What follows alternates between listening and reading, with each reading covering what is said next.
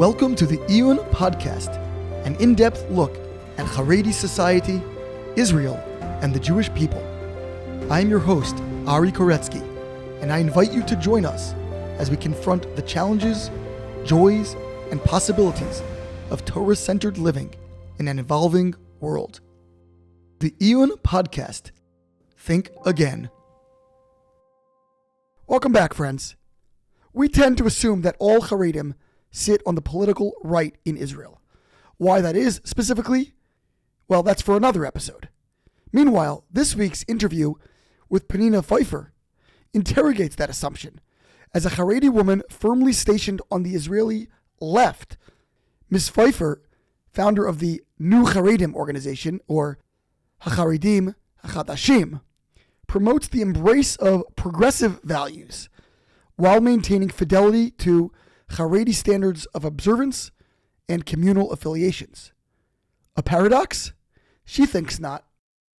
Meanwhile, speaking of paradoxes, or at least ironies, it's important to note that Pnina Pfeuffer is in no way related, at least biologically, to Rabbi Yehoshua Pfeffer, the proprietor and director of the Iyun Institute, which admittedly is entrenched on the right side of the political spectrum, at least intellectually and ideologically, as it spawned from the Tikva Institute and maintains relationships with other affiliated enterprises.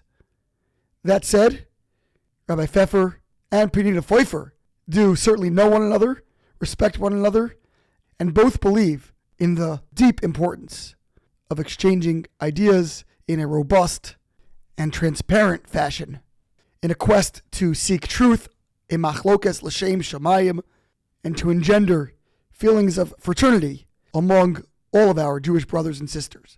A dream so distant but so dire in today's world. So now to our conversation about Chareidim on the political left with Pnina Pfeuffer. We are here with Pnina Pfeuffer, and she is coming to us from Yerushalayim, from Jerusalem, the Rechavia area, and one of my favorite areas in the world, I would say, if it's one of my favorite areas in Israel. So very excited to speak with Pnina today, and a bit of, I think, an iconoclast from within the Chareidi space, and excited to hear all about that. How are you, Pnina? Good. Excited to be on the podcast. Amazing, amazing. So tell us a little bit about yourself, where you're from. You definitely, I think you grew up in Israel, but let us know about that. And you have an excellent English from just talking to you a few minutes, previously. So let us know your background and where all that comes from. Yeah, so the English is because my parents are originally from the States. I was born here and I grew up here, but my father's originally from New York, Brooklyn, and my mother's from Minneapolis. They actually met here. My mother is the Zionist in the family. She made Aliyah after college, single. And then my father came here to learn, and she met him here and convinced him to try it out. He's been trying it out for the past close to 50 years. I think he's okay with it by now. But yeah, so I grew up in what you would call an American Chareidi family. It's, but in a very Israeli neighborhood. I grew up in Kiryat Sanz, near Ezra's Torah, Sorotskin, if anybody knows where that is. That's a very Chareidi area. Yeah. My parents still live there. They ended up there actually because my grandmother bought the apartments to be near her sister who had moved to Israel many years before. And when they made Aliyah, she bought that, and my parents have been living in the apartment ever since. And they don't like to move, so they're still there. It's funny because growing up, it was always a very Chareidi neighborhood, and with very few Americans. There were like a handful, but very few. And today you hear a lot more English in the neighborhood. There are some yeshivas and kollels that are like more, American, and a lot of it became much more Hasidish also. You hear a lot of Yiddish. I mean, there were always a mix of people, but now it's very, very Hasidish. So my family is what you would call sociologically, I'd say, yeshivish. but like my mother's from a Litvish family, like they literally come from there. Um, my father's family is Hasidish, Baba, but my father like doesn't wear a shtreimel or like he wears a bekasha on Shabbos. During the week, you just see a yeshivish looking man. So we have like Hasidish minhagim and we daven Safard and all of that, but we all went to like regular Beis Yaakovs. My father went to Litvish yeshivas, my brother went to Litvish yeshivas, my brothers-in-law are all, my ex, they're all Litvish coded, yeshivish, yeah. Man, so So what that's was how I that grew upbringing? up. Yeah, so you went to Beis Yaakov over there, regular Israeli, Yerushalmi type Beis Yaakovs? I went to Beit Yaakov Ezrat Torah, which was the neighborhood Beis Yaakov. And then I went to high school at the Yashan. At the time, there weren't Hashan. a lot of choices for high schools. It was like either Yashan or Chadash, I think. And maybe there was like another smaller high school that a lot of Americans went to, Bnos Rachel. But it wasn't like considered, I don't know, academic or whatever. My parents didn't like it. So I went to the Yashan like most people did. Very standard. I didn't like it. I wanted to switch. There were two high schools that my friends went to. Like the friends I had in ninth grade moved to when I was in 10th grade. There was a school that opened called Dupalk. I don't know what the official name was, but it was called Dupalk. And a lot of my American friends went there. They switched out in 10th grade, but my parents didn't want a new school. My sister ended up going there after me. Um, and then there were friends who went to Beit Shulamit, which was a more modern, the Tirumi, like it's a mix of chareidi. My daughter ended up going there many years later. So I stayed in the Yashan through high school, but I didn't stay there for post high school. There's the post high school program, 2 years, like a teacher's program. I went to Malot, the American Malot, which In was like Neve. yeah, Neve. So I went there for 2 years. So why did you want to switch early in high school? What were you not enjoying there?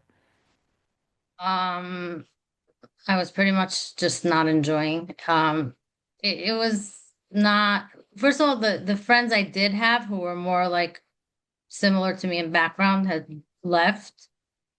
So, my parents, um, you know, being an American in Israel is being an immigrant. Um, in the Chareidi community and also in other Chareidi communities. And I mean, in any community, it's being an immigrant, but in the Chareidi community, it's like very boxed in. Like you have to be this way or that way. Like even not being able to say we're Litvish as opposed to Hasidish, like in Tashmat when there were the big fights. So I didn't know who my allegiance was to because we were both. It was like, so none of those things work very well in Israeli Haredi society. Um, and my parents aren't like Baal Tshuva or anything. They come from like Eastern European backgrounds. Like my grandfather on my mother's side learned in Radin. My grandfather on my father's side was a Baba Chassid, like very, very Haredi. So they felt like they were just like everybody else. They were Haredi, but they spoke English. But it wasn't exactly the case, because there were things that were different in our home, like reading materials, music. We didn't have a TV, but and there was no internet when I was growing up, so that wasn't the thing. But the books at home, the music, just the conversation, having Newsweek at home, having the Jerusalem Post, like none of those things were happening in other people's homes around us. So it did make us somewhat different. And then the Yashan was, I don't know what it's like now. My niece is starting there, but my sister's different than me, so I guess that fits them. But it didn't fit me, and I felt very, I don't know, suffocated. Yeah, even compared to a Haredi American, that there's something more intense about the Israeli style and approach to just the way that they function and operate, right? Yeah, I mean, today I think the younger generations are different. I think because the community has grown a lot, so it's become somewhat more diversified. And you know, like I see things that go on in high schools today, like my kids' babysitters at the time, even my kids are grown up, they can babysit. They're too old to babysit. But when they were growing up, like I had high school girls that would come, babysit them, and I saw that things were definitely different. I don't know if the official approach is different or just like more lax because you can't control that many people at the same time. Even though when I was in the Yashan, there were probably 1,000 girls in my grade, and they managed to put the fear of God into us. They managed to convince us that like we were being, followed wherever we went, and if we went to the wrong place at the wrong time, like they would know, and they usually did. Um, so I don't know if it's a different, I think it's also a different approach. There's definitely a softer approach in general to this generation. Yeah. So you went to Malot, which is an American program. What were you Yeah. interested in? What were you studying? What did you want to do, professionally? Oh, that's a landmine because I studied psychology. I did I went there for 2 years and I got a psychology degree, but it's not recognized in Israel. Um, The Malot degree, so you're saying? yeah, what happened was I think when at around 2000 it happened. Basically, there were a lot of in Israel's public sector, there's a big incentive to have a degree because it raises your salary. And so there were a lot of fake degrees flying around in Israel, and they cracked down on them. And in making those rules, they also they cracked down on like Thomas Edison, which was Malot's degree, Yeah. I'm and also a it proud was Thomas Edison alum, by the way, just so we're went to the same yeah, school. so it took me a really, really many years to crawl out of that problem. I did a master's through NYU. There was a 1 year, one-time program that they did in Israel. I was pregnant with my second, and I just took that because I couldn't get into any Israeli university. And I was, supporting my household. Going back to do a first degree is really hard. So I thought, okay, great, I'll get a master's and that'll fix it. But then the Ministry of Education has like a department that reviews degrees in order to approve them. And they said, well, yes, your master's we do recognize, but since you don't have an undergrad, then we still we're still not going to recognize your degree. So during COVID, a good friend of mine, Nahumi, who you spoke to, she's in Tel Aviv University. And we were talking, and I was, kvetching about this. And she said, you know what, just apply to the master's program here in public policy at Tel Aviv. With your master's program, we'll accept you into this master's program. Just do another master's. And now I have a kosher master's from Tel Aviv University. Oh yeah, yeah. What a bureaucratic process. Very Israeli sounding situation over there. It's a chareidi situation though, because there's like a way of doing things in Israel that everybody does, and Chareidim want to do it another way, and then you get you bump into corners. Interesting, interesting. So, what did you actually do for all the years of your early career and so forth until the COVID is very recent? You've working many years since Yeah. then. Well, I worked for many years in Machon Lev. I was Okay. department secretary, and then I was in development. Um, and then I worked in like different NGOs, organizations. I worked for Zichron Menachem, the Israeli Trauma Association, all kinds of different. Mostly I used my English to get ahead, like to get different roles. Um, and now currently I am CEO of Yad Levi Eshkol, and I have my organization, the Chareidim.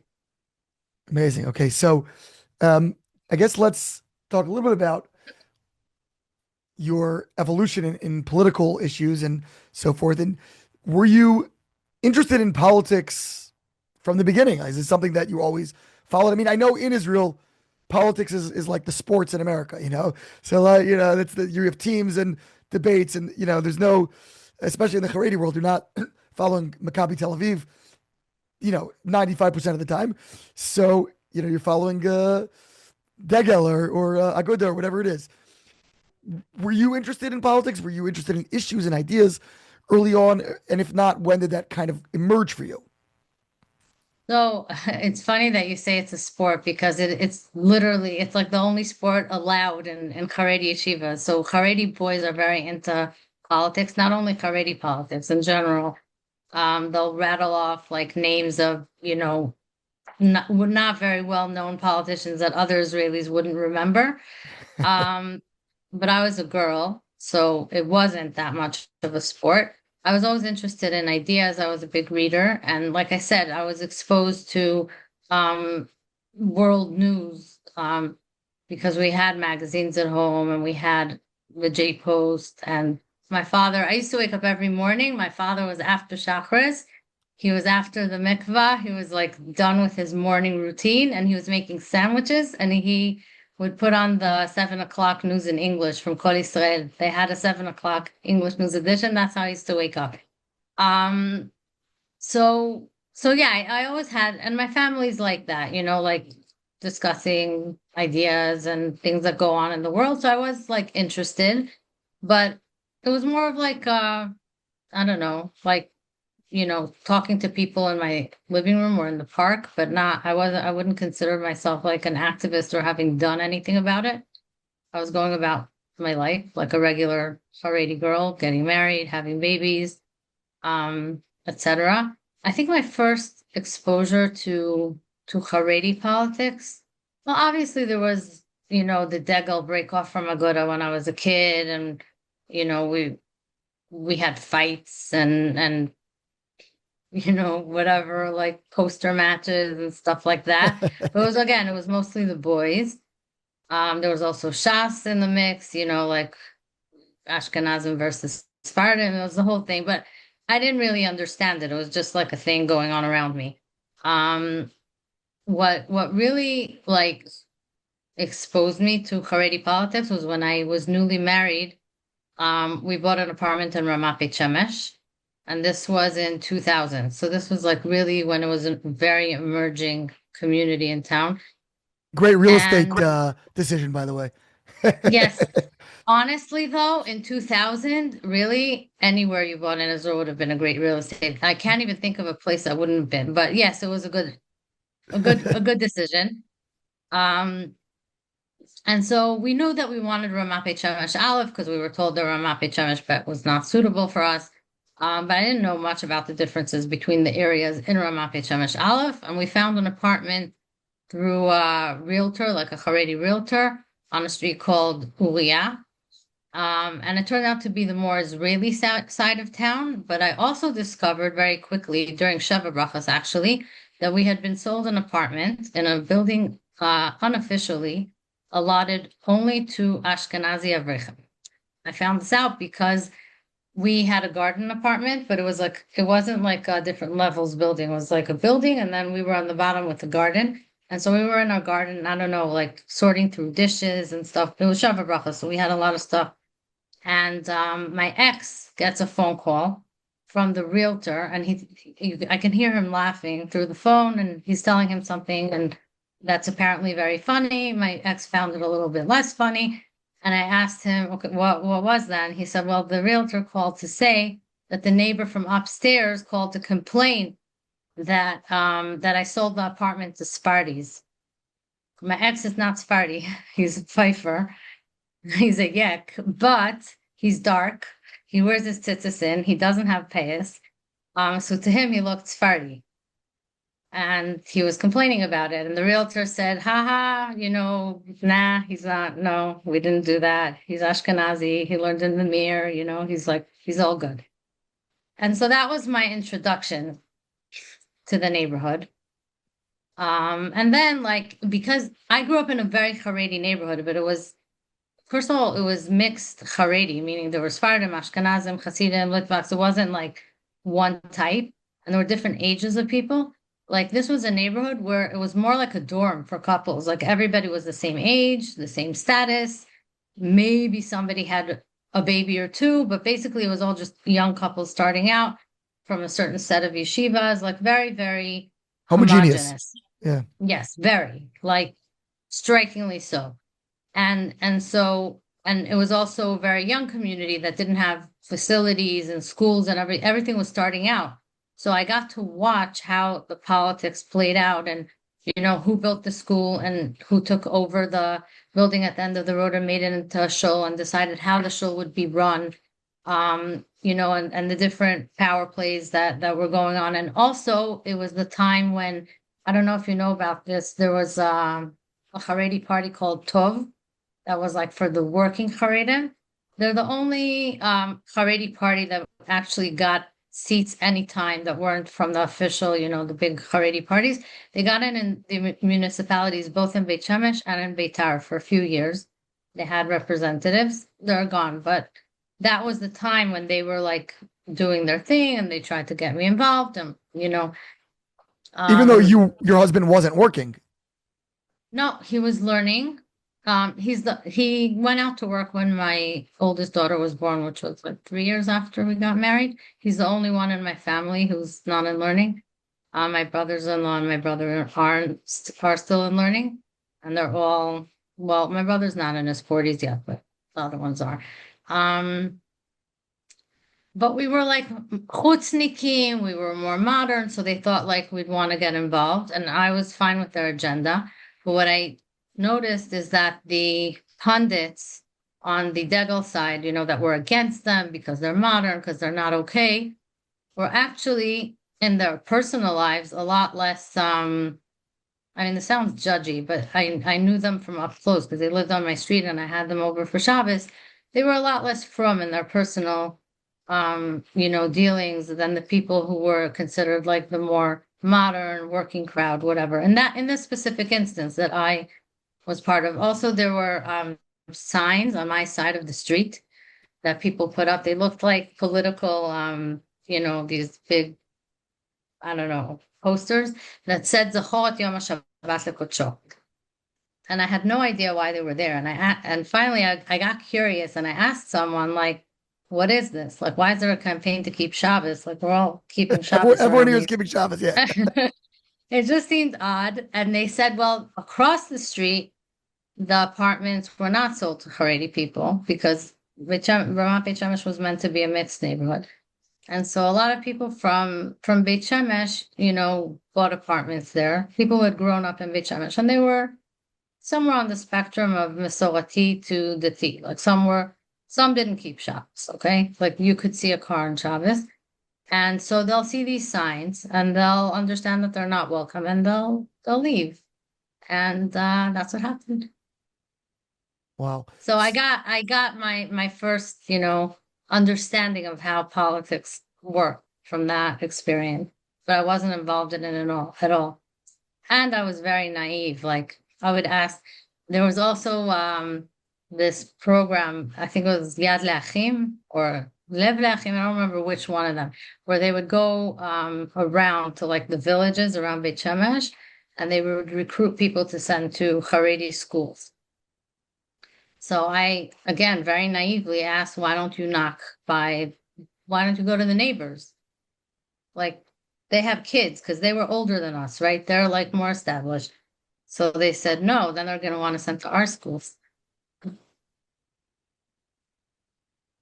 Yeah. So you saw up close kind of the ugly Anger. underbelly of sort of political dealings. Yeah. Yeah. Um, so how did that kind of shape your ideology and your identity? Because, you talk about homogeneity.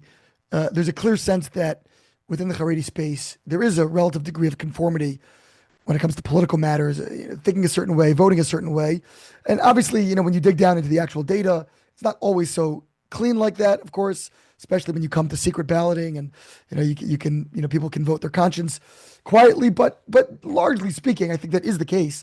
And so, um, at some point, it seems like you kind of diverged from that consensus in some way. Was there a moment where you had a break, a conscious moment, and what were the issues that really maybe distinguished you from those around you? So I'd say that even as like a young woman, even before I was married, I definitely had like different ideas. Like I considered myself a feminist. I wanted equality. I wanted a seat around the table. But a lot of times I kept my opinions to myself because obviously they weren't very welcome in certain spaces. Um, I also felt very strongly from a young age that the fact that boys in the chareidi school system in Israel were not getting any type of education. This is a generalization, but it's definitely has some truth to it. I felt it was wrong. And as it happened, my first job was in Machon Lev. And again, as it happened, or as, the one who organizes things to happen made it happen. I was around for when the first Chareidi Mechina was opened, because it was opened at Machon Lev. It was called Machon Aveh. The person who opened it was Professor Alan Stolman. He was my boss. He was the head of the accounting department. A very, very special person who doesn't get the credit he deserves for this very, entrepreneurial thing that he did and very important thing that he did. He was like, an American. I wouldn't say chareidi, but like he's the older generation. He would probably be close to 80 today. Sort of, he learned in Rav Moshe Feinstein's yeshiva. Like he was chareidi, but also like working chareidi. I don't know. Like in Israel, he would be.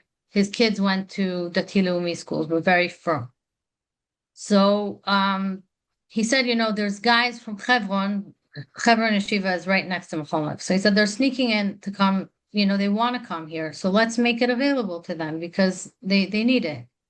And he opened the Mechina. And what I saw happen was that this wasn't like an easy program. It was hard because Mechon is a high standard school.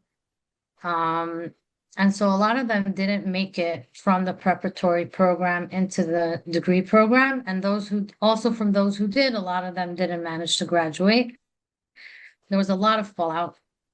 And I saw that people who either came from English speaking backgrounds or backgrounds with financial stability, that the parents could help out while they were in school, or if they were extraordinarily smart, they made it. Anyone who didn't have at least one of those things going for them, there was just no way of making it. And at the same time, the Haredi representatives were going on and on in interviews on the radio saying, yeah, the Gemara kappa makes your mind very sharp. And they can, it's not a problem because anyone who wants to work or go to academia can just make it up in a year. And you're just, like you're just, trying to get in our way and disturb our way of life.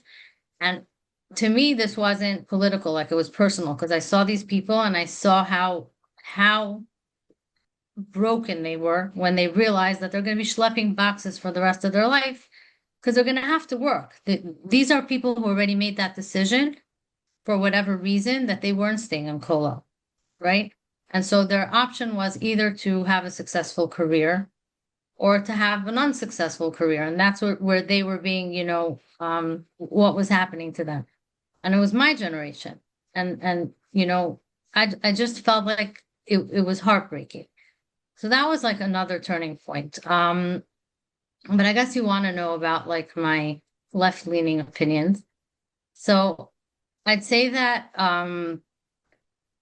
I think I realized I was left-leaning like during the Natkut, Disengagement.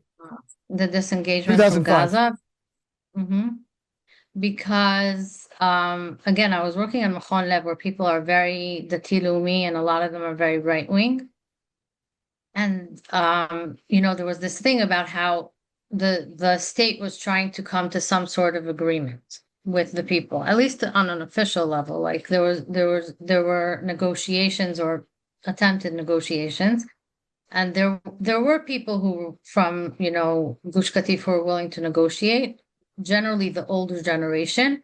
And then there were the people who either were from Gush Katif, but the younger generation who were not willing to negotiate, and people who were not from Gush Katif, but were politically affiliated with the ideology of you're not allowed to give up any part of the land, who were against this. And again, I just, I guess, naively asked people, like, why don't you negotiate? Like, you're going to end up you're going to be messed up. Like, it's happening. I mean, whether you like it or not, I thought it was a good idea at the time, okay? But that's not the point. Whether you like it or not, this is happening. And you have all these teenagers that you're telling them, Hayolo tiye, it's not going to happen, and they're going to find out that it did. What are you doing? Like, I just didn't get it. And the answers I got were like from a different, they weren't from any type of pragmatic or even like, it was like a whole different level of ideology that totally did not relate to me. By the way, as a totally regular Haredi person, like the sort Right. of Kabbalistic ideology that it's just not going to happen, or I don't, I couldn't understand it. And so that I think was the first time I realized, hold on, like I totally disagree with this point of view. Life is always more important than land.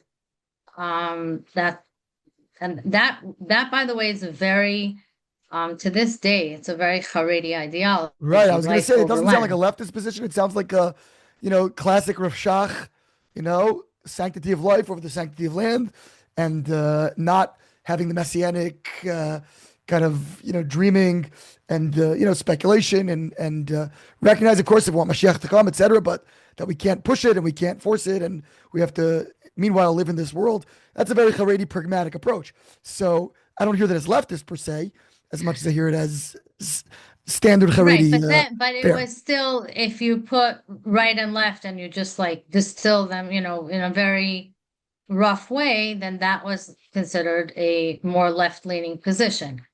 And at the time, it was a very normal position in the Haredi world.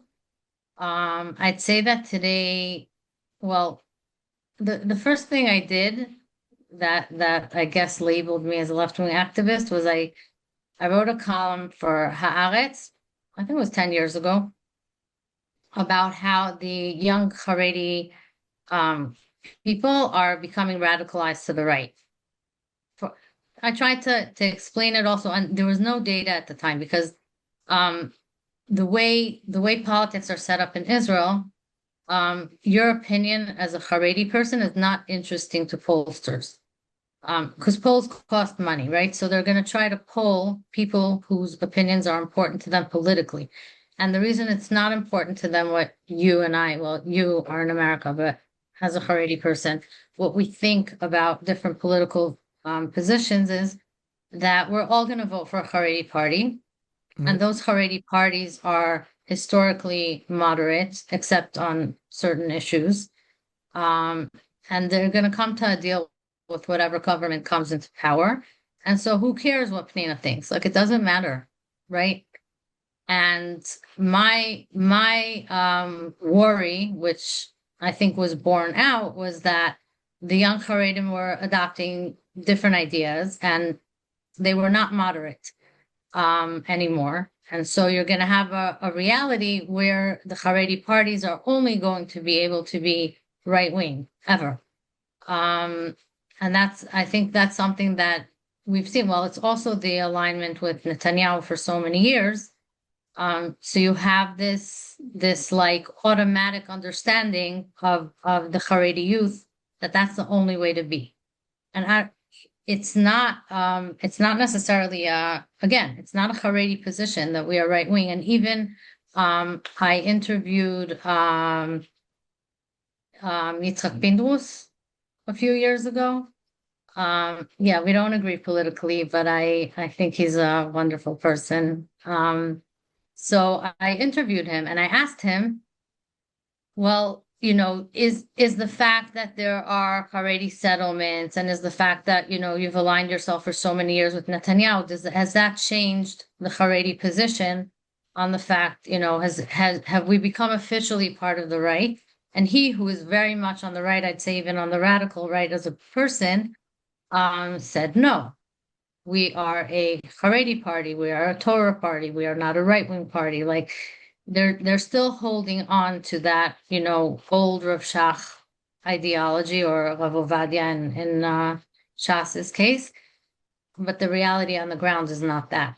What That's do you not. think what did you notice 10 years ago that, you thought was generating this kind of militarization as you characterize it? What was radicalizing people in a rightward direction in the Haredi space? Well, first of all, okay, so you had I'd say it started 20 years ago, but 10 years ago it was really more accelerated.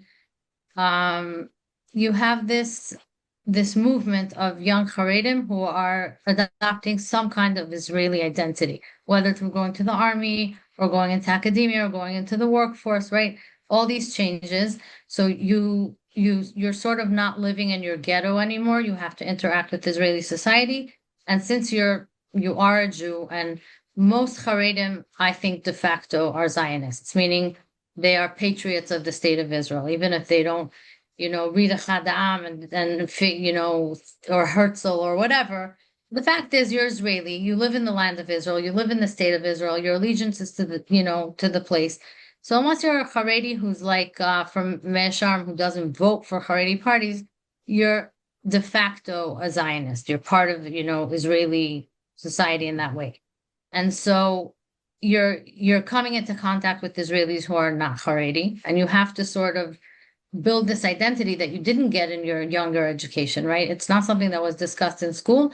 And from my recollections, it's not there's no organized ideology in Haredi schools as far as Zionism is concerned. Meaning you could have one year we had a teacher who said, when the siren goes off for Yom HaZikaron, say Tehillim. And then the next year we had a teacher who said, God forbid you have to ignore it, it's not happening. And the next year and one year I had a teacher who said if the Tilumi person makes Kiddush, you're not Yotze because they're Mumar ledavar echad, okay? They're like, yeah, like there was a whole range of opinions, and there was no there's no like protocol that gets followed. It's just the teacher you happen to have that year. And I think it's pretty much true till today that there's no like super organized way of presenting it. So people are developing their ideas now, also in yeshiva, right? So let's say you have a curious yeshiva boy, a lot are, they want to read. And so they'll go to, I don't know, Mosad Rav Kook, and they'll start taking books off the shelves, or they'll go into a shul. And so whatever falls into their hands is what's gonna inform them. So they can find Kahanist books.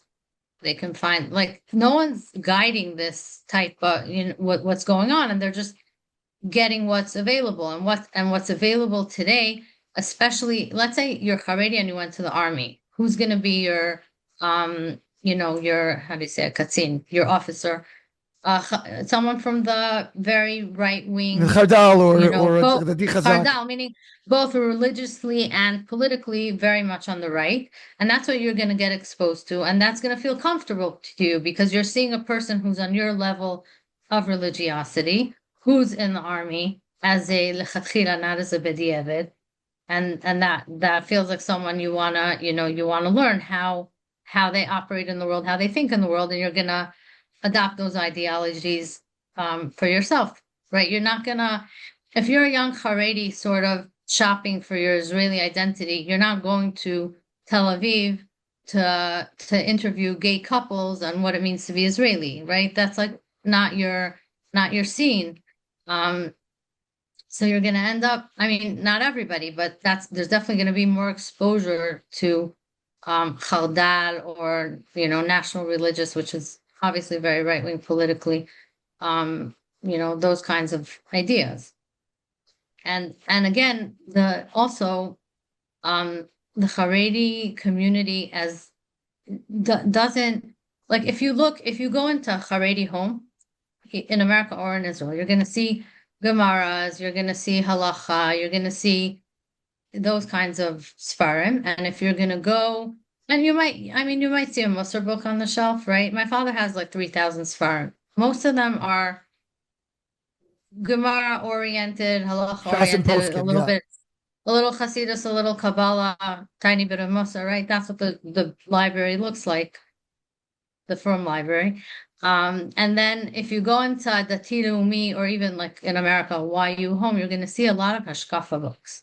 Right. Like, and so, Haredi people who are interested in that are going to end up reading those books because they're not available so much. Maybe in America more so. I feel like in the Feldheim space, you have more of that because there's maybe a little bit more of an overlap between the more modern Chareidi and the from modern Orthodox, like they share some spaces, but in Israel that's not the case. But either way, we the Haredi community is not producing a lot of Jewish thought. Like Rabbi Sachs, right? He's not from the Haredi world, but he's accepted in the Haredi world. We don't produce that. That's very rare. Like once in a while you have someone like that. It's set up that way. I mean, it's not by, I think it's by design, not by mistake, but that's the reality. And young people are searching for meaning and ideas. And so they end up shopping on the other aisle. Interesting. So what were some of I guess, issues that have bothered you most that have really, would you say that kind of characterize you as being on the left? Because again, so far I've heard only really, more pragmatic approach to land and peace and things like that. But what are the issues that really define you as a Haredi on the left specifically? Right. So first of all, I think that the biggest issue, and I don't think even after October 7th, I haven't changed my mind on that. Is that we have an ongoing war. I mean, and there are different approaches to how to deal with it. Um, and again, for me, it's always life over land. Like, I'm just not interested. Obviously, yes, I don't think that that we're all gonna walk off into the sunset and it's gonna be great. I'm pragmatic. It does bother me also when people are happy about other people dying, even if they are not on our side of the aisle, even if they're our enemies. I think there's something very disturbing about children or adults who cheer death. There's something very it's not it's I think it's not a Jewish value. Like we have to be safe, we have to take care of ourselves, all that's reasonable, but it shouldn't be something that's celebrated. And when Itamar Ben-Gvir goes gives out cakes because someone died on TV, or now he passed a law for the death sentence for terrorists, and Terrorists, right? he's going around like just this whole celebration of death and war really sickens me and it saddens me. And I think that, again, it's not something that's intrinsic to Chareidi hashkafa or ideology, and it's something that came in the back door and it's not being dealt with. And I'd say that I stopped, let's put it this way. I voted for, Yadut Torah for many, many years. I the two issues I always had, even when I was voting for them, was again the boys' education and women's representation. Like I felt that those things had to be fixed, but I still voted. And then um, I don't know at what point, like I was like, okay, they're just not going to fix it, and maybe we have to somehow pressure them into doing it or do something different. Like I wanted Chareidim who thought like those things needed to be addressed to sort of have more of a say.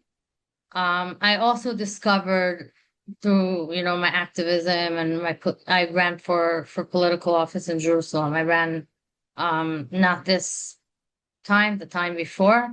And I also founded a chapter in the Labor Party, Zichrona Livracha, but yeah, or not, but whatever, in order for my friend to be able to run in the primaries. But I discovered that there are a lot of Haredi politicians with good intentions and good ideas.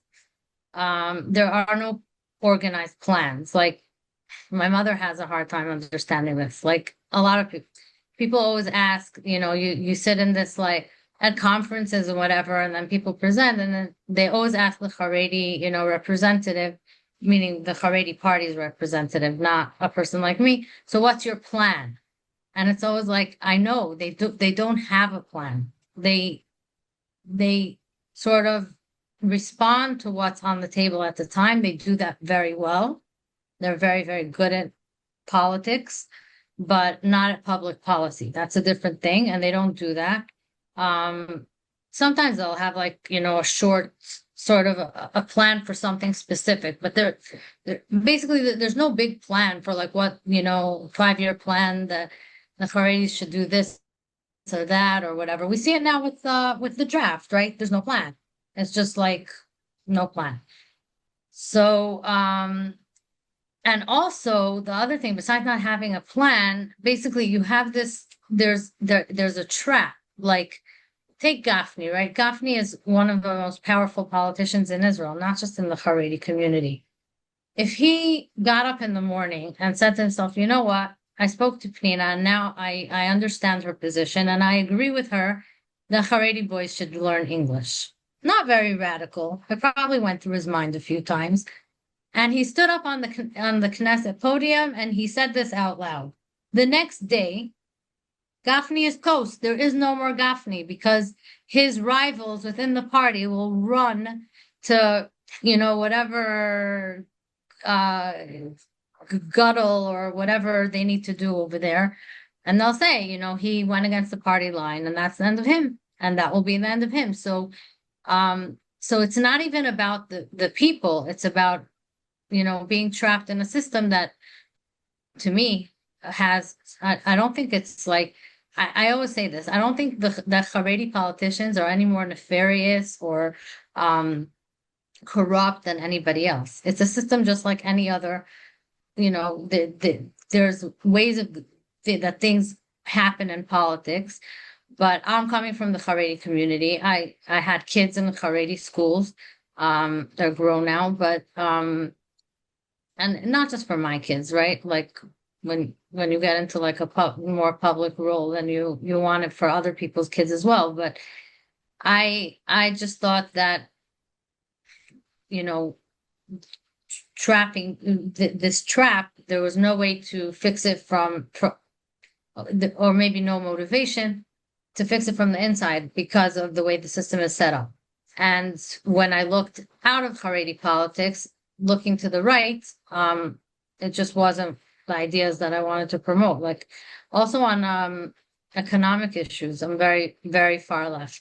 Like I believe in a welfare state. By the way, Chareidim agree with that with me about that as well. I did the tikva. I know Rabbi Pfeuffer because I was the first cohort of women through tikva. So I listened and I learned about right-wing Kohelet style economics, and I don't agree. Like I think that it's a little bit of a pipe dream to think that community can take care of its own in the same way a state can, or that it has the same responsibility. Like once we have a state, I think, if you live in Keilot, the way you were once upon a time under some type of a mandate or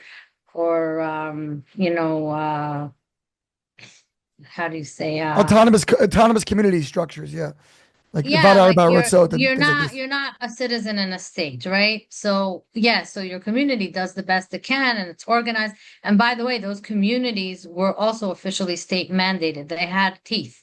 They could take taxes from you, right? Today's communities are voluntary. You can join a shul and pay your fees, or you cannot join a shul and pay your fees. You can leave the shul.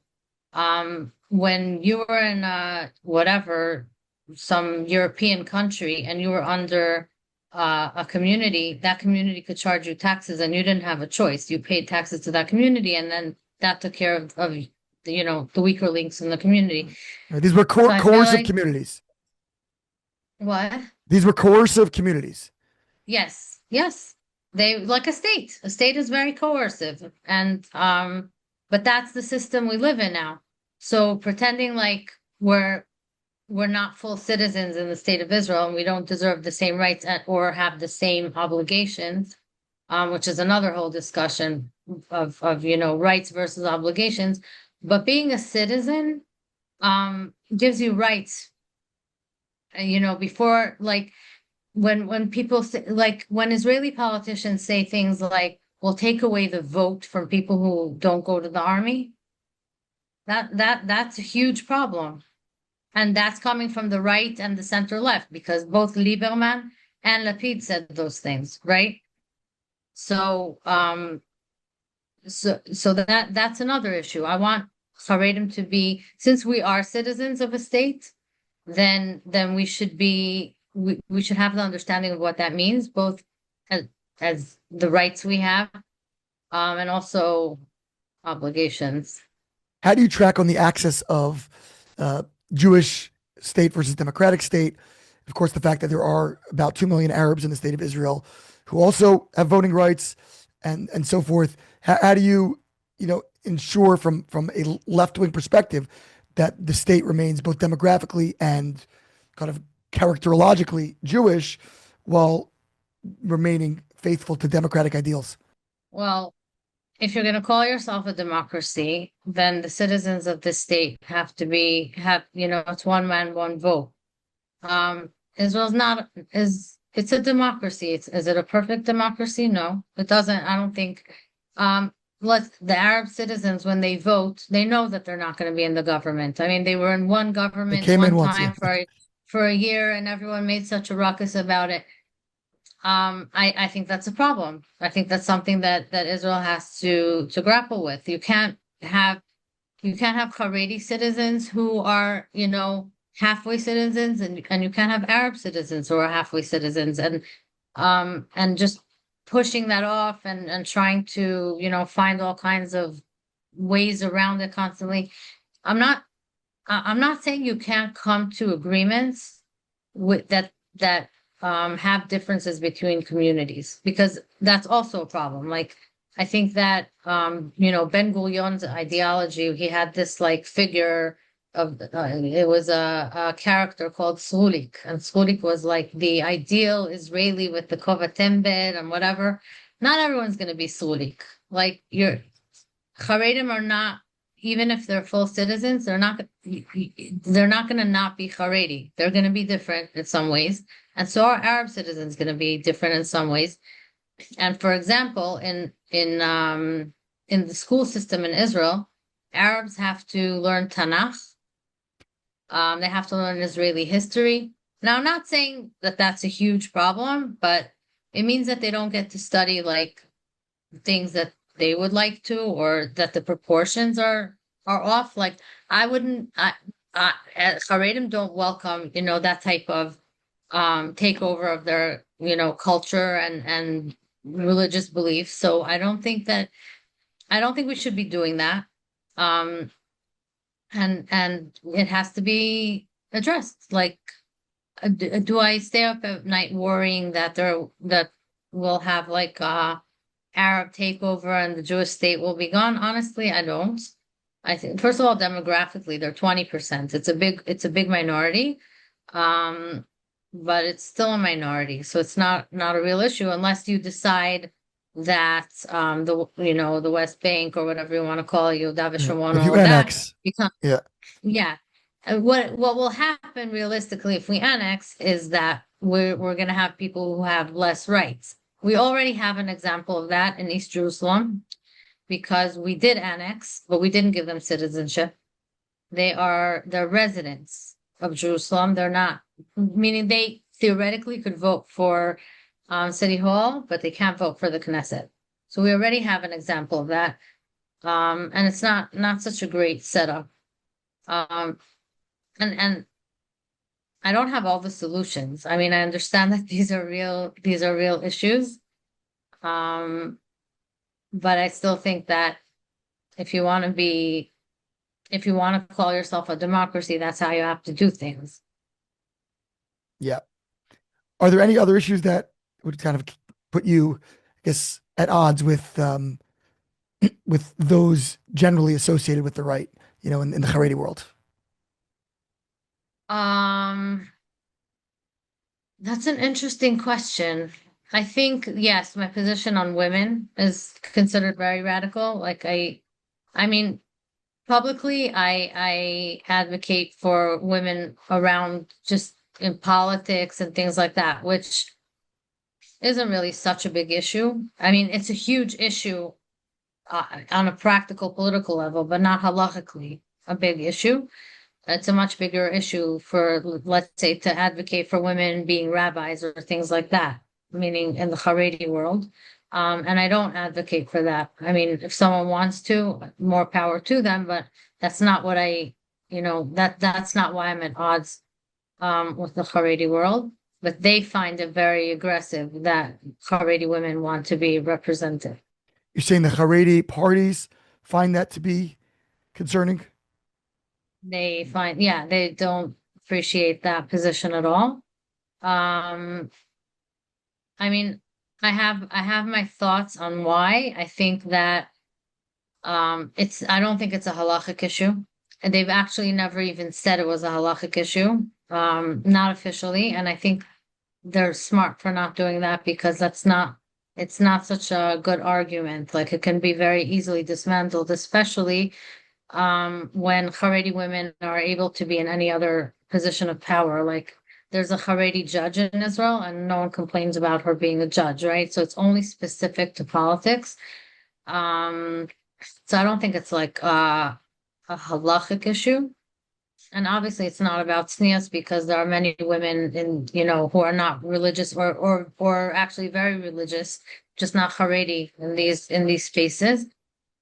So I think that it's sort of like the last bastion of for Haredi, meaning for Haredi men, because women are everywhere. We have it all. Like Haredi women, um, obviously there's a range, but Haredi women have better educations, secular educations, right? And we can have careers and we're raising families and we're doing pretty well, for ourselves. And so the but we're not talmidot chachamim, like we're removed from the text that which is like the main, meaning the main accomplishment in the Haredi world is to be a Talmid Chacham, right? And if you're a woman, you can have that accomplishment. Or even if you do, you will be assumed to not have it. If you walk into a room, it'll be assumed that right? And Haredi politicians, they're not the ones who are representing us. They are representing um the Torah and Gdolei Israel. They're bringing their positions to the public. That's at least officially how it's done. Even if unofficially they do have their own opinions and their own interests and whatever. But it's basically, you have Gedolim, you have the politicians, and they bring it to the public. So if a woman can't be in learning, then she also can't be in politics because those two things right now in the Haredi world go together. So many religious and certainly Haredi people, I would say, are uncomfortable with various positions, especially social positions that are typically associated with the left, right? Because they seem to contradict important Torah ideals or laws. Like in America, for example, LGBT related issues and abortion, although that's more nuanced, obviously. Those come to mind most obviously. So, first of all, do those kinds of issues like track to the left in Israel? Or is that like a poor relate sort of synthesis or a poor analogy from one Analogy. country to the other? And also, if so, so where do you land on them? And then I guess how do you reconcile this specific category of left wing positions with your own religious beliefs? So, the analogy is not perfect because let's say, for example, LGBT for short tracks in Israel, like, it's definitely more championed on the left. Abortions, for example, in Israel it's not a big discussion in general. Um, there is like on the fringe of the very far right, Chardal, some kind of attempt to import that conversation into Israel, but there's more of a consensus in Israel about abortion. Like there's a sort of a committee and there's a way of doing it and it's a private issue.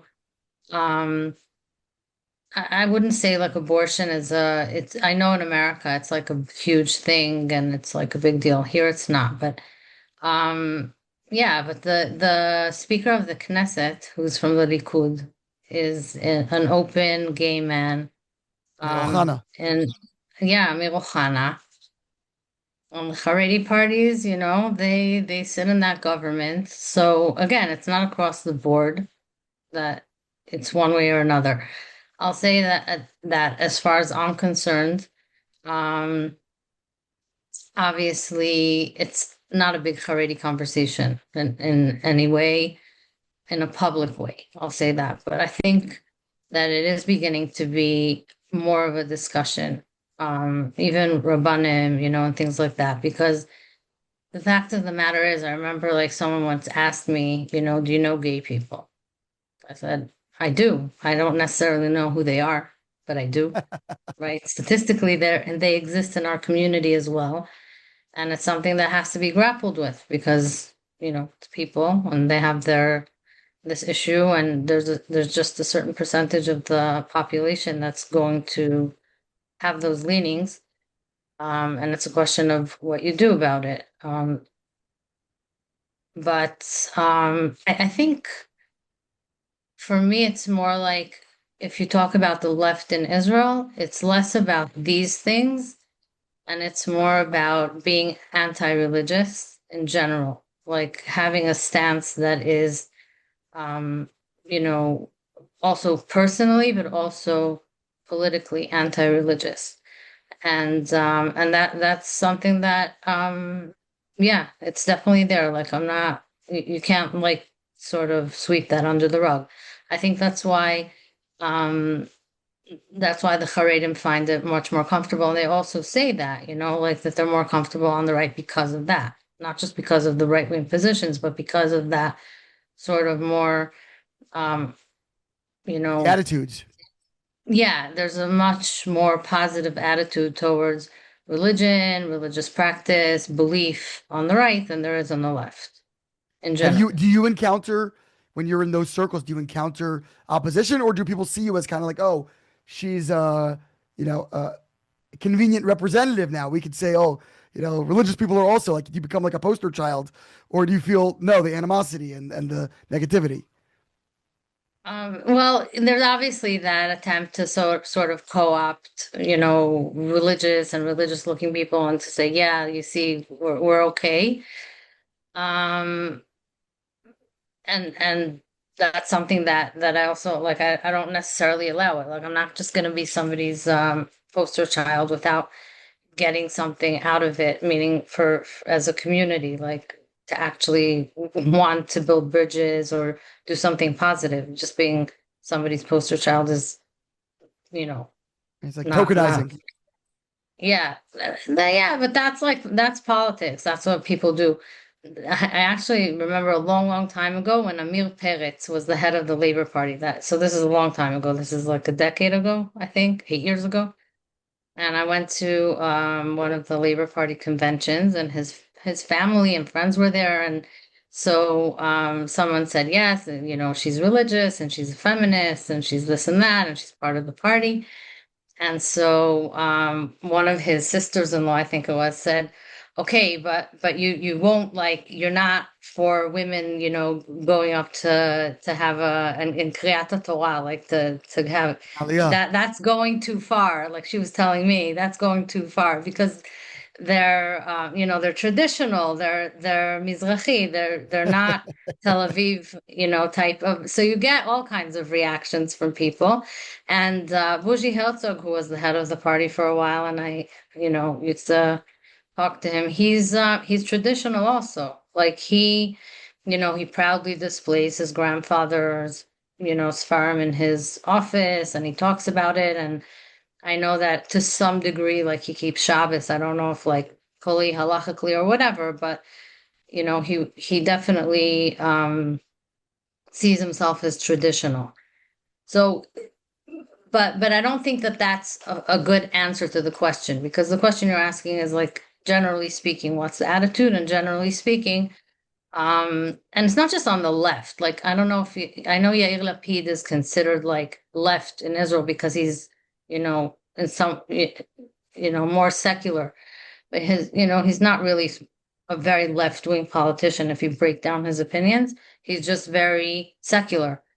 Um, and now with the whole, army service issue coming up, he's come out with some very anti-chareidi statements, which are not okay. Like, I mean, I don't care where people stand on the, chareidi draft. I think people are entitled to their opinion. Like, I think your opinion is similar to his in that way, like in the sense that you might also think that Chareidim have to be drafted or in some capacity. Oy, ani bazum. Um, but that doesn't give you license to just light into a whole community. Is the noise like It's, disturbing us? it's okay so far. Okay, so I'll say it again. No, it's fine. Yeah, it's okay. Um, yeah, so that just it doesn't give you permission to just say anything you want about a community just because you're upset about something that they did.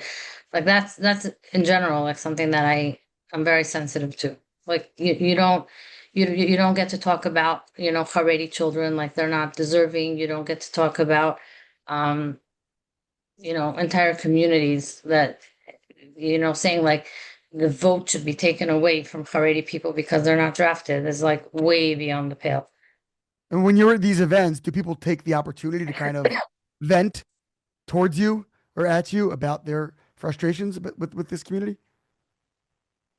Yeah, yeah. People say things all the time. Um, mostly because, I already have relationships with people, so people are generally friendly, but sometimes people actually assume that I'll agree with them because I have, criticisms that are internal to my community, so they'll vent about things, and I'm like, no, I'm not on the same page as you. We're not going to be starving all the Haredi children just because their parents aren't, being drafted. I'm not cool with that. I'm not going to support that. And actually, in this upcoming election, like I don't know, I don't feel comfortable with any of this rhetoric. I'm also very unhappy with this government. Like neither makes me happy. Yeah. Now, the past several years, I think there's been like a pronounced polarization, right? Maybe the greatest since the Rabin assassination era in the mid 90s, or maybe the 2005 disengagement. I guess a person can judge, when was the most polarized. Unfortunately, we have plenty of options to choose from. But the judicial reform movement, right, the so called Kaplanistim, seemed to That's an transition. anti-judicial reform movement, but okay, yeah. Correct. Yeah, thank you. Fair clarification. Um, so it seemed to transition like shortly after October 7th into the hostage forum and the families forum, right? And kind of dividing the nation roughly in half down partisan lines. And the whole issue of like hostage returns versus security concerns became politicized. And you could generally predict a person's views on this topic just by knowing like their prior political allegiances. Right. So first of all, were you involved with the Kaplan demonstrations surrounding opposing judicial reform prior to October 7th? And then where did you stand on these other contentious arguments like, during the war itself in the several years since October 7th? Okay, so I'm a little bit too lazy to go to Tel Aviv for protests, but I'm lucky enough to live close to the protests when they happen in Jerusalem. So um, I definitely did support certain protests, and I attended a few. But I'll tell you the truth, like the judicial reform, it's a very abstract issue, and then like it's very people who are protesting it, whether they're for it or against it, the most people are basically it's a very like you said a partisan issue. It's more emotional. It's more like people who feel like they're not being represented in the judicial system, and people who feel like the judicial system is being dismantled to the detriment of democracy. So it's not really about the fine lines. It's more about like sort of the general feeling towards the people who are pushing for and against it. But I didn't feel like very emotionally invested in that. I think I know post October 7th is a whole different ballgame. I was, of course, for a deal with the hostages from day one, and I was actually very shocked that it became political because to me that was not like I didn't feel like maybe it was, but I didn't feel like I was taking that on as a political position. It was just very obvious to me. And by the way, the Chareidi parties were totally on board with that. They didn't leave the government over it, but they also supported a deal from day one. Um, Well, a deal is the question is always so on what terms, right? So what's yeah, the there's always a question of terms. There are always going to be terms. Every deal has terms. But the question is, are you a maximalist when it comes to it? Like, we'll take the best deal, the fastest deal so that we can save as many people, or are we gonna, be sort of pickier about it or push it off or sort of turn away opportunities? So everyone wanted the hostages back. It was what I think happened here around the hostages, which I think is really the worst thing that's happened around October 7th, which is why I think this to me this government is awful, is because post October 7th, Netanyahu and his government, I mean, no matter what government would have been in power, it could have been the best government, like one I voted for and loved or whatever it was. This was a government that failed its people.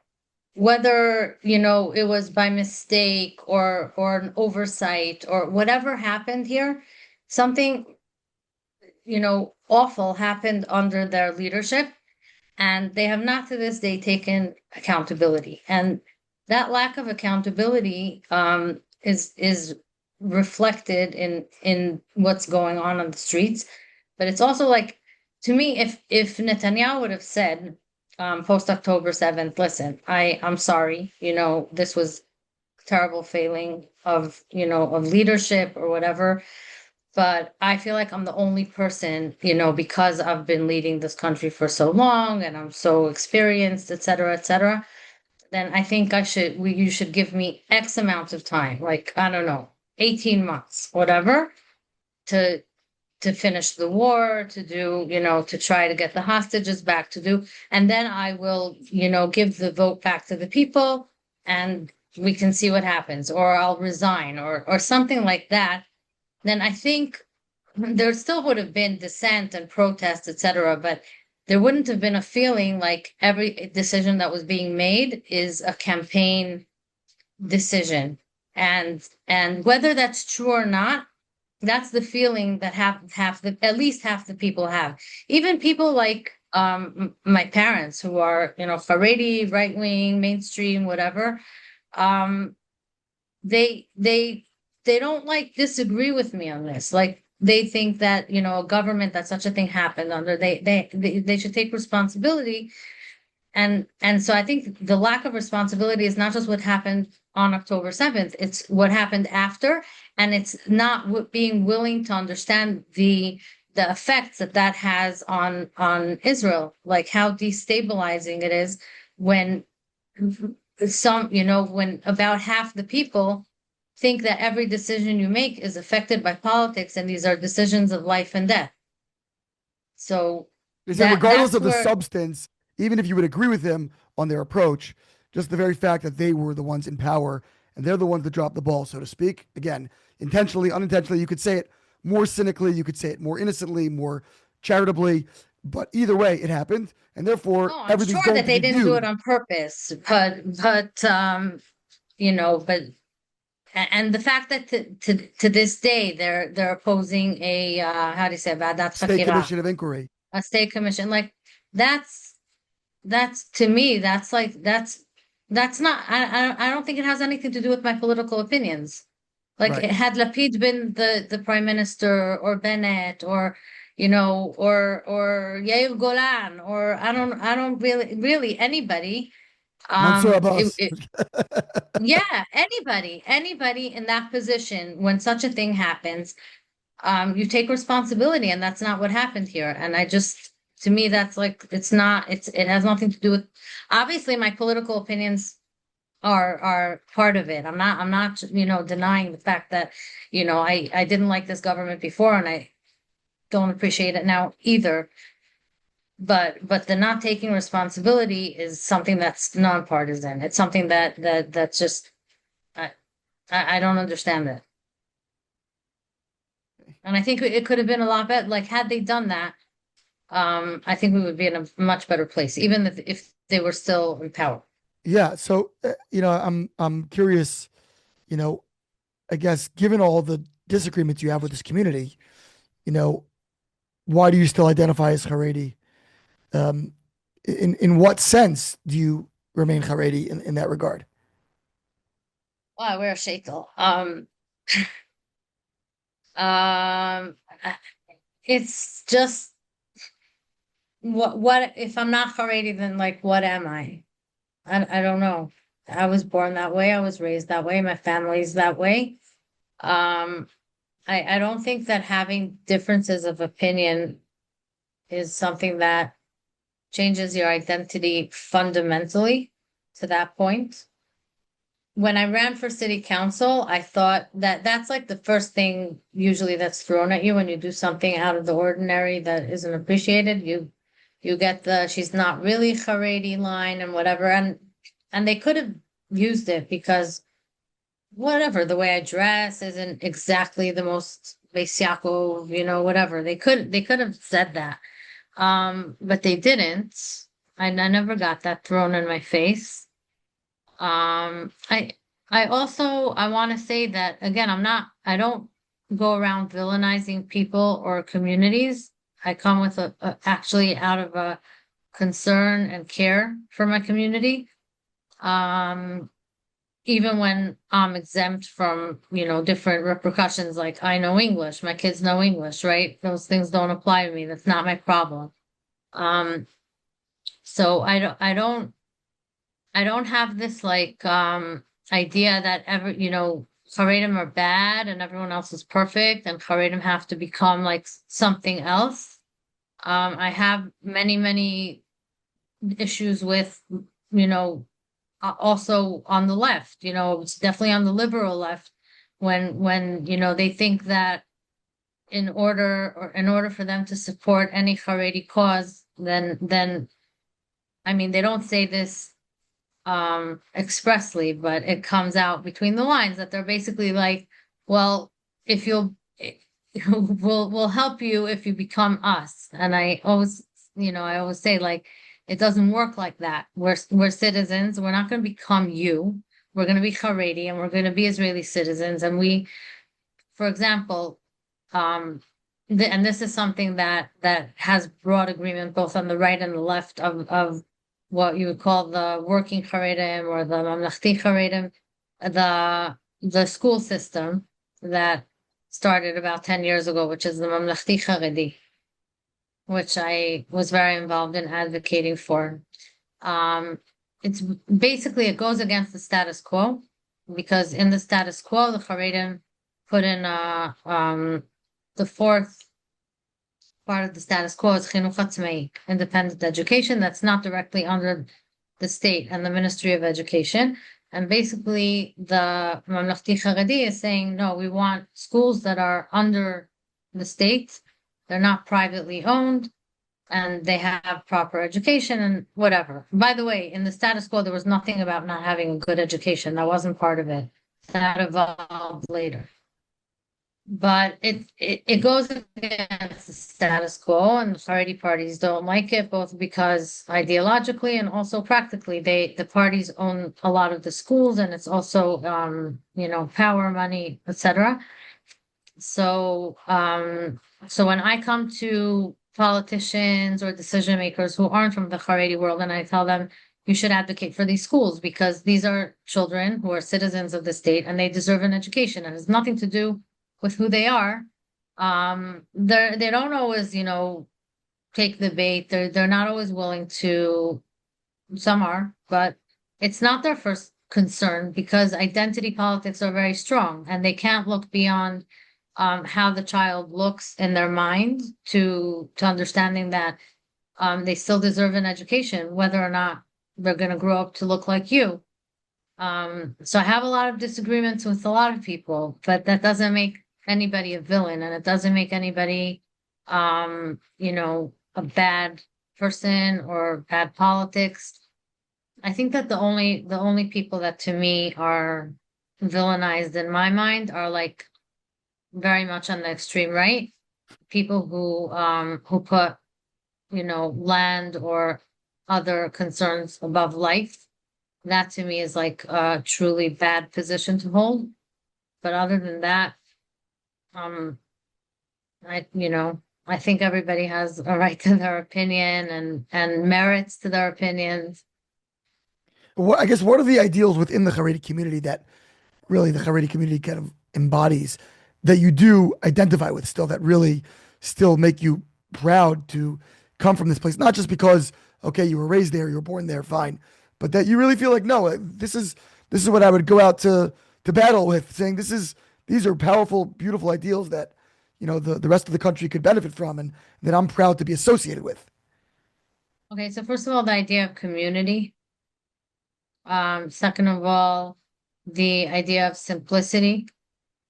Like in the Charedi community, you don't organize your neighborhoods according to social class or status. You organize it according to your community. So you could have somebody very poor living next to somebody very wealthy, and they're still sending to the same schools and going to the same shul.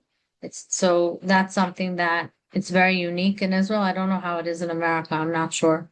It might be different, but in Israel, it's very much like that. And I think it's beautiful that people aren't sorted out by their economic class, but rather by their communities.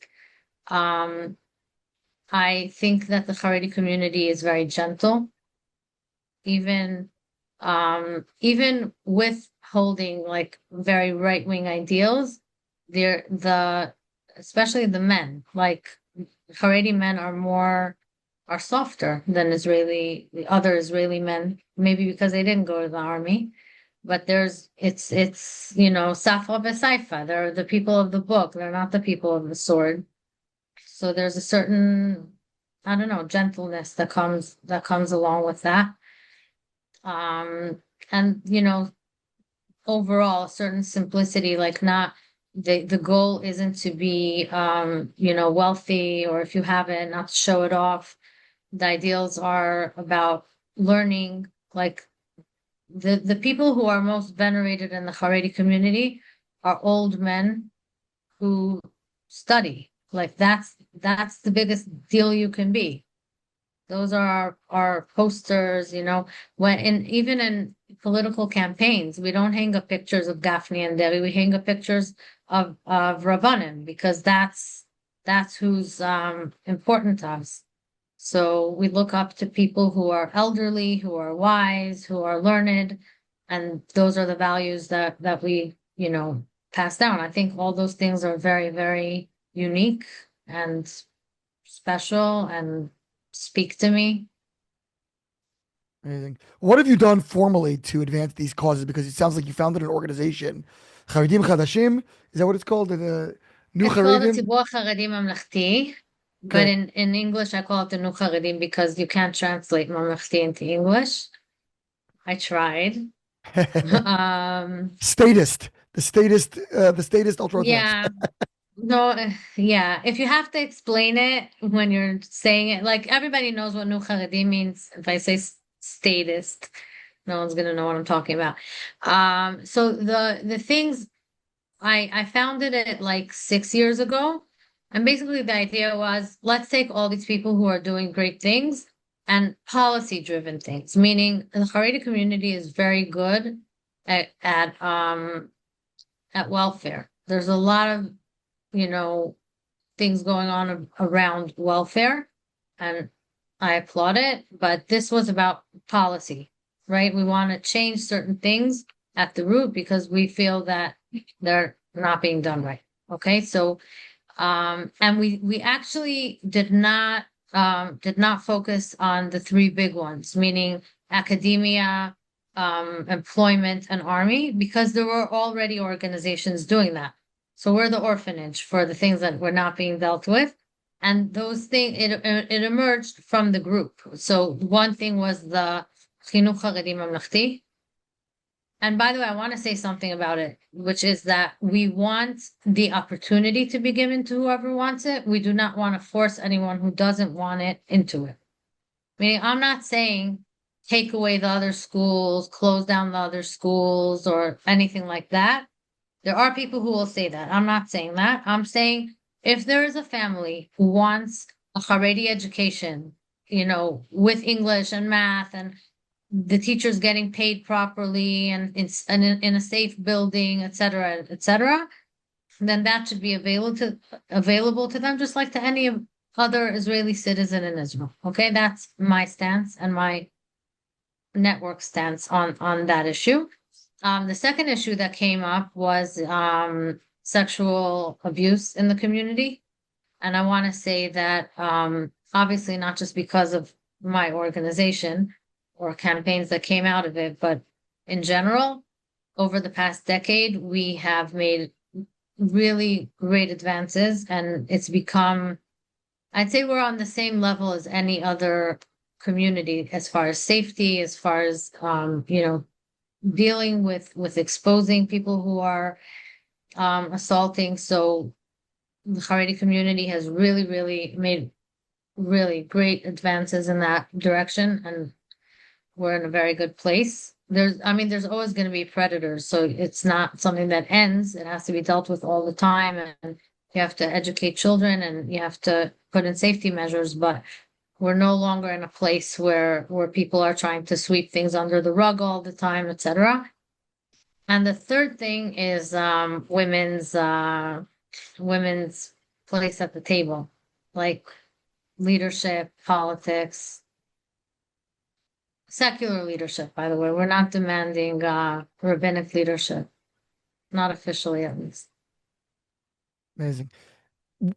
One of the accusations, I think, when people look at it's called the new Chareidi typology, is that they say that the people are in the process, they are surrendering some level of their spiritual standards, or that it's maybe like a way out for people that don't want to adhere to as strict protocols, in terms of their spiritual lives.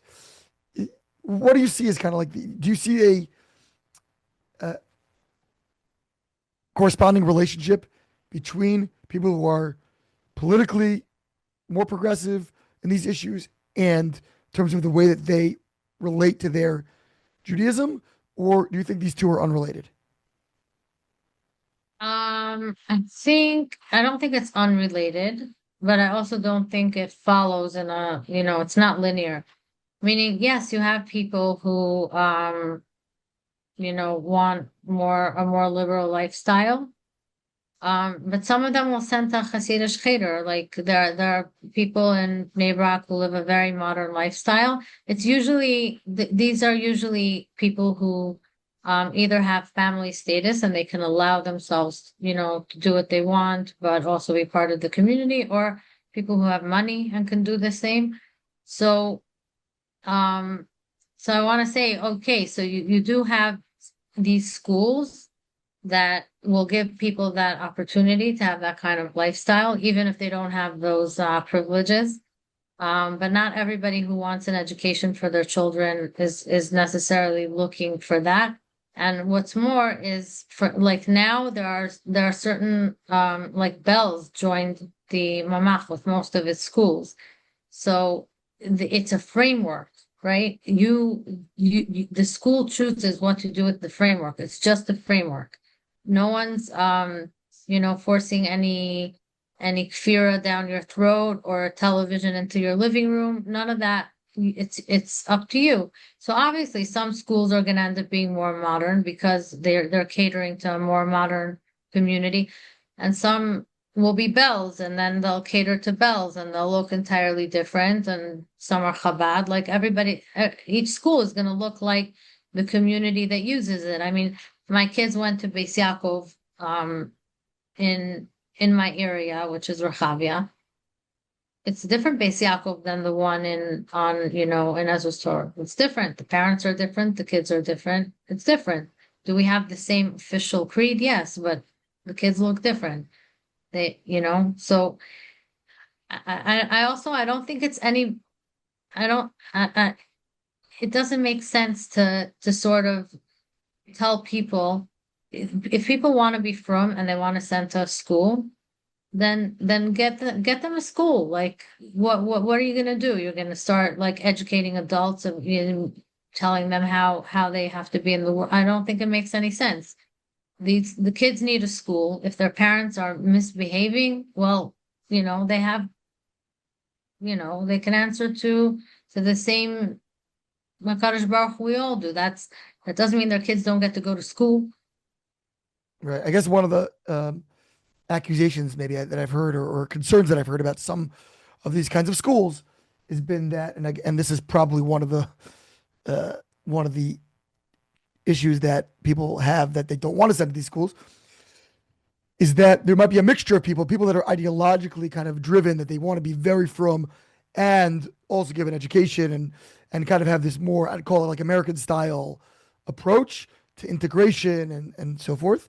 And then other people that are kind of just looking for a way out, or like an exit ramp from the community without fully exiting, so it's more of a half-baked or less an uninspired approach, and those families don't necessarily want to mix, because those who are ideologically strong are saying, no, it's not, this is not b'diavad, so to speak, this is what I really believe and I want to be strong from guidance, strong education, and not just, well, it's not the state, it's not the regular cheder, so that's why I'm sending, right? It's because I want something less. So it's a very good assessment, but to me, the wrong conclusion, because I think also coming from an American family, I have a perspective on this, is that the chareidi education it's lazy in the sense that people rely on the fact that everyone's homogenous to raise their children.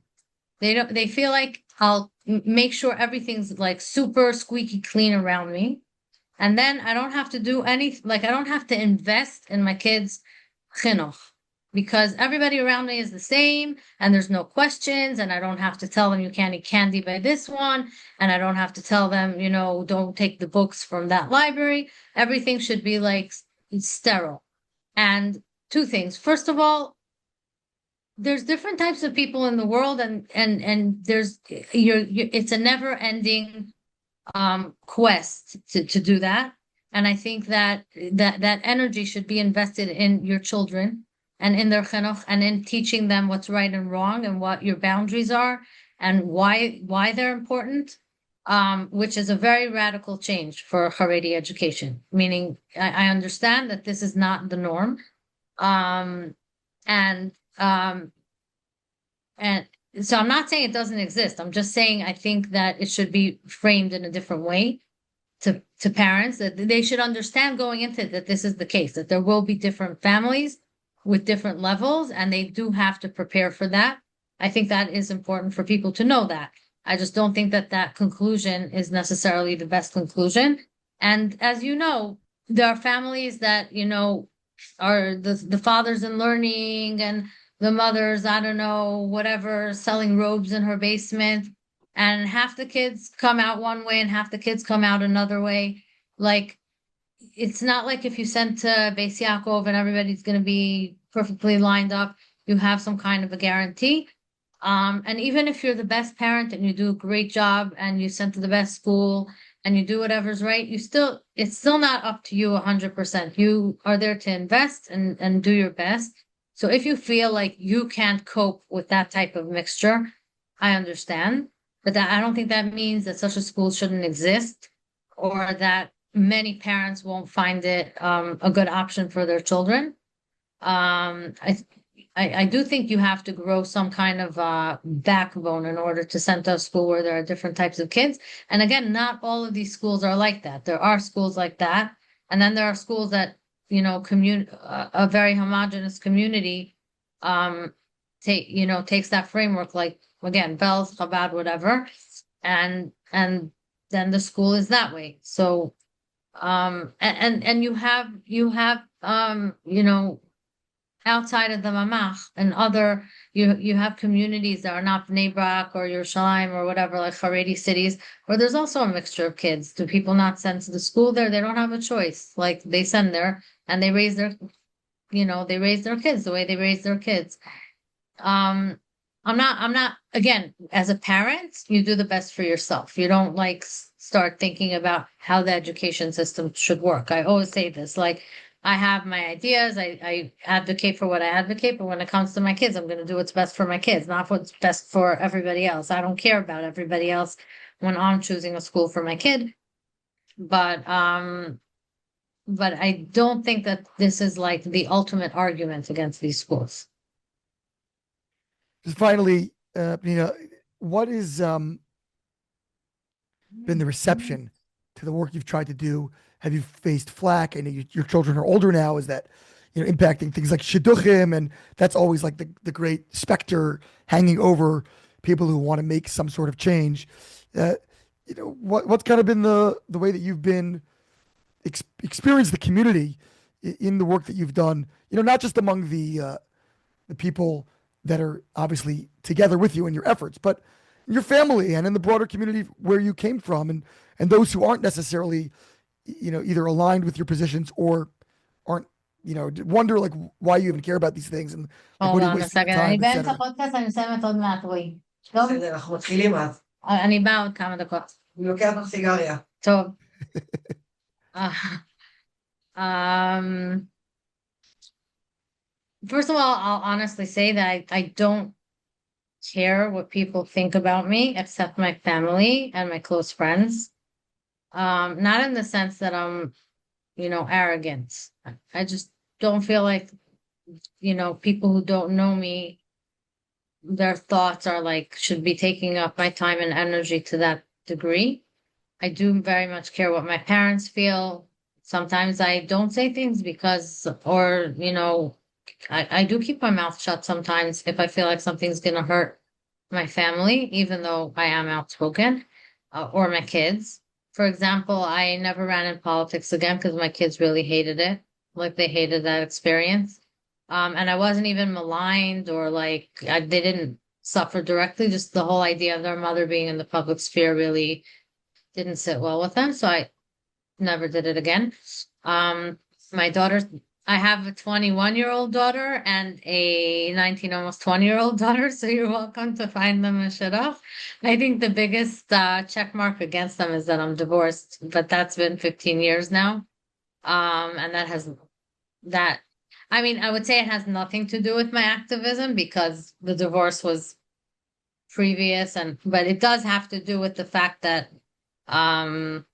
I think once you've gone through something like that and you also realize you pay a price either way, even if you did it for the right reasons and it was, the best choice at that time, you pay the price. And so for me, I remember thinking like, I'm already paying a mortgage on a sort of social level. I might as well say what I think. Like I might as well advance things that I think are important. So it did have an impact in that way.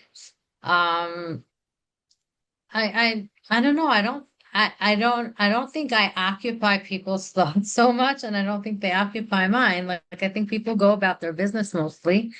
Um, Obviously when things go well, like in for the mamach, then there's probably people who aren't happy about it. I don't know, sexual assault is something that I think everybody agrees should be eradicated. Like, I don't think anyone's arguing with me on that one. And I think the biggest argument is about women's role in the chareidi community. I think it's a very contentious issue. I think it's seen as, just women wanting to be in politics. But even I didn't understand until recently how central it is to how the Chareidi community is sort of structured, that it's really very, very structural. Um, and so how sort of radical it is to demand that kind of place at the table. But I still think that it's the right thing. And by the way, I don't think I'm going to be that woman at that table. I think the woman at that table is going to end up being someone who looks more like my Bis Yaakov teachers were, who I'm probably not going to like. But that's not the point. It'll be a woman nonetheless. Maybe one of your daughters. You never know. No, not my daughters. One studying like design, and the other one, I don't know, she hasn't decided yet. But something she wants, maybe the medical field. Anyways, no, they're not. They have zero interest in like, I think they feel like their mom did enough. They're not interested. Just in closing, Pnina, where do you think this whole movement is going? What currently, like, what percentage of Charedim do you think are kind of aligned the way that you're thinking about issues, and is it a growing percentage? And where do you think the whole process is evolving to? Okay. I'll say this. First of all, if you're looking at the right versus left kind of situation, then I think Charedim are pretty much like Israelis. They reflect the Israeli zeitgeist, like they're the same. Meaning, if most Israelis today are on the right, so are most Charedim. Just because again, the Charedim don't really do that kind of ideological messaging. So whatever the Israeli public is, then, but the Charedim are probably even further to the right than the general Israeli public. Somewhat because they're younger and the younger people in Israel are more to the right. There's probably more explanations. Some of them we spoke about, but definitely more to the right. When it comes to the issues that, I actually work on within the Haredi community, I think a lot of the Haredi community is aligned. Obviously, sexual assault, there's no one who's like against trying to fix that. When it comes to the mamach, again, there's been a big change. Like, obviously, the politicians are against it, but within the community, there's more and more of understanding of what it is, and that it's not as threatening as it's been presented. And I think this year with Bells and Carlene and whatever joining, that's going to be a big game changer as well. And obviously, that's something that, again, Chareidim who are activists on the right or on the left agree that this is something we have to move forward.